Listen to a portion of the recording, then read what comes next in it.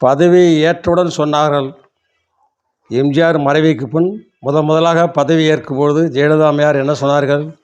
₹1 ஊதியத்தில் பதவி ஏற்பேன் என்றார்கள். முதலமைச்சர் சம்பளம் என்னவென்று நமக்கு தெரியும்.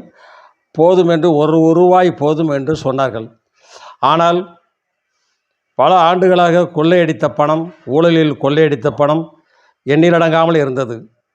அதன் பயனாக தண்டனை அனுபவித்து விட்டார்கள். அந்த கட்சி பணம், அம்மையார் பணம் கர்நாடகாவுக்கே சென்று விட்டது, தமிழ்நாட்டுக்கு வரவில்லை. கட்சிக்கும் பயன் இல்லை. இன்று அவர்களுக்கு பிறந்த நாள். இந்த வீடியோ இன்றைக்கி பேசுகிறேன், நாளைக்கு ரிலீஸ் ஆகும். இன்றைக்கி அவங்களுக்கு பிறந்த நாள்.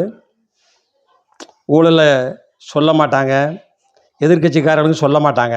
ஏன்னா அரசியல்வாதிக்குள்ளே அலை அடித்து அலை விலகாதுன்னு சொல்லுவாங்க இல்லையா. ஆனால் அவங்க சொன்னால் இவங்க பதில் சொல்லுவாங்க. எங்களை மாதிரி சமூக ஆர்வலர்கள் தான் பகிரங்கமாக பேச முடியும், சொல்ல முடியும். அடுத்த வீடியோவில் வரேன்.